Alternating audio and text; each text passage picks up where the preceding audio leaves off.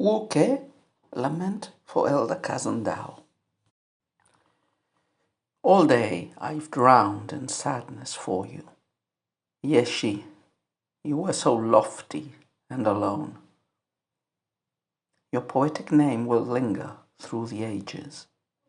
Yet as an exile you passed through this life. Did you revise the poems you wrote in Shu? And now only the slapdash funeral rites of Ba. By the dark gate I read your old scrolls.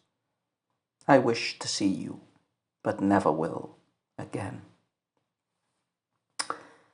Okie dokie, so this is a poem by Wuke, secular name Jia, and he was one of the Buddhist monk poets that we have been referring to from time to time. His greatest claim to fame is actually that he was a paternal cousin of Jia Dao. And Jia Dao, we've already encountered him before a few times, is probably, along with Zhao Ran, the most famous Buddhist monk poet of the Tang period, especially of the central years.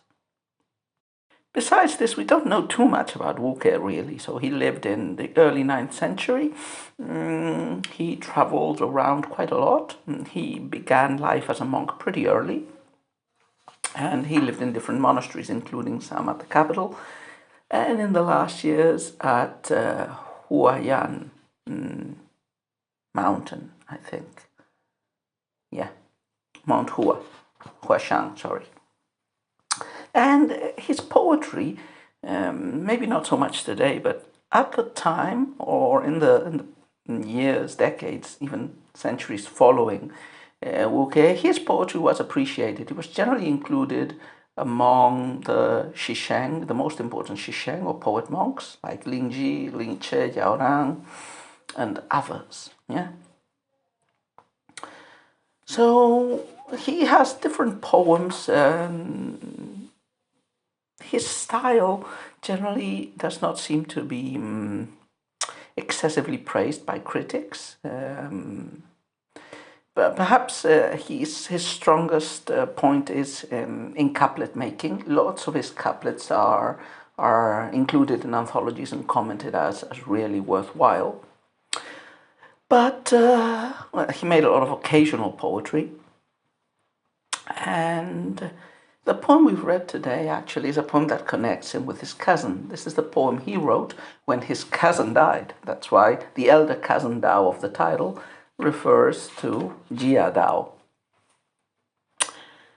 So the topic of the poem obviously is elegiac. It's a lament for his cousin's death. His cousin was not particularly successful as a scholar official. He was, if you will remember, in the coterie of Hanyu and some of the great mid-Tang poets. But after leaving the religious orders, he didn't succeed particularly well.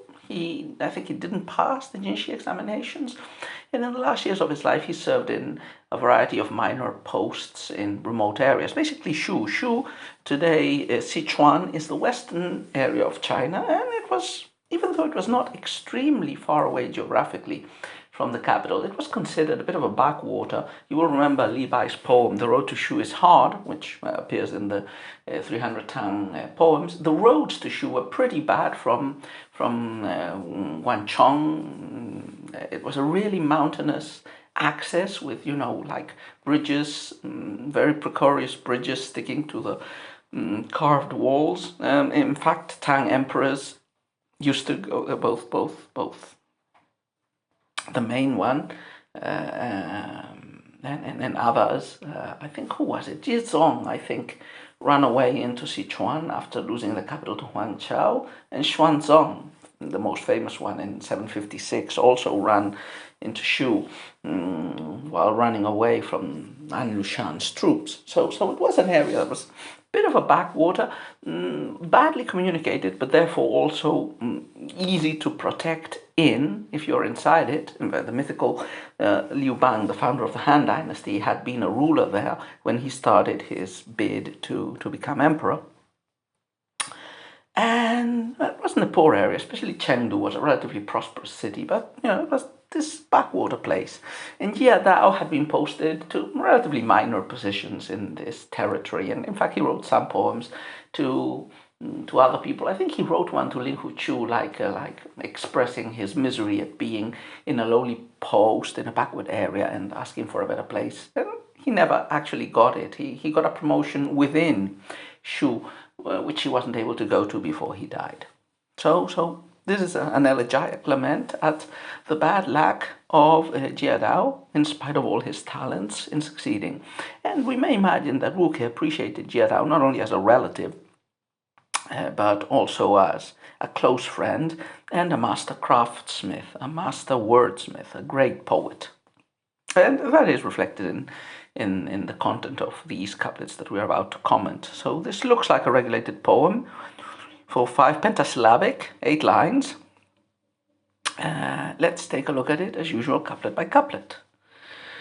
First couplet. All day I've drowned in sadness for you, Ye-shi, you were so lofty and alone. So the poem starts in media res. We are. It's not clear where the poetic persona is. This will become clear in the last couplet, but it's clear that Ye-shi, which is probably a sobriquet for Jia Dao, has just died, and Wuke has either just received the news or is just thinking about it today, maybe because he's at the burial site or has just managed to get there. So he's sad. He has been sad all day and thinking about the lofty figure of Ye-shi. That's usually the first couplet locates us in time and space. This is not particularly clarifying in the chronotope, but it does introduce us to the mode and the tone of the poem. Elegiac laments sadness at the death of a friend. Second couplet. Your poetic name will linger through the ages, yet as exile you passed through this life. This is a parallelistic couplet, I'd guess, and you can probably see some of the parallelism, the antithetic parallelism, which actually matches the poetic persona's impressions of Jia Dao as both a very successful poet, a great poet whose lines and verses will be remembered and chanted, but at the same time a very unsuccessful person. So the contrast is poignant and very appropriate at a funeral or funeral-like context in which we commemorate the deeds of the deceased and lament his relative failure. So you're a great poet, is what the poetic persona is saying, and yet you had to live in exile. That's, you could say, the summary of Jia Dao's life from Wuke's perspective. Third couplet.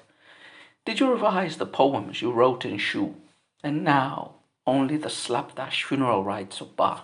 So the third couplet focuses in geographically now. So in case we didn't know, we are now meant to clearly see that Jia Dao died in Shu. That was the remote area, the exile land in which he spent his last years.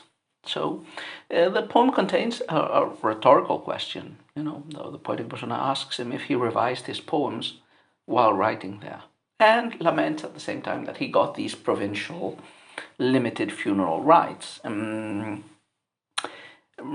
Remember that for the Chinese, being buried in your home, in the family graveyard, is very important. I think both Jia Dao and Wuke came from the northeast, from the region of Hebei, which is actually the region controlled by the rebels after the An Lushan rebellion, the heartland of their empire.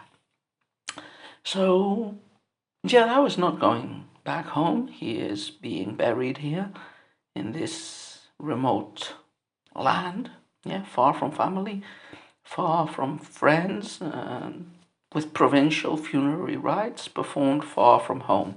And again, this is also, a big contrast between the brightness, the skill, the beauty of his verse, and the humbleness and relative shoddiness of his burial in this place.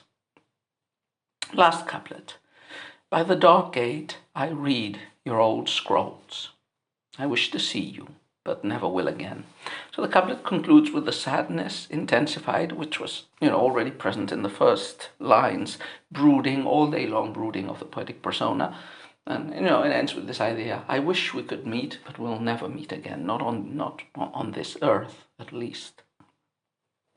The dark gate, which is Qingmeng, indicates the entrance to the burial grounds where Jia Dao now lies. So now we get a clearer indication that Wuke has probably traveled to Shu and is visiting the cemetery and the grave in which his cousin is buried. So overall, interesting poem. Remember, lots of poems by scholar officials are about the sadness of parting. Death is the greatest parting, as it is parting forever. And in fact, a lot of the poignancy and sadness that parting poems contain is because, the separation of those poems is acting as a metaphor and as a, as a foreshadowing of the greater parting of death. That is always a possibility when you're a scholar official being sent to some remote part of the empire with probably sickly weather and hazards that may happen along the way. In an empire that is huge and where it takes months to go from the center to some of the most peripheral provinces. So here is the great parting, death, and a lament at it. But, except for that, there's a lot in this poem that matches with those poems of separation, of which we've read many.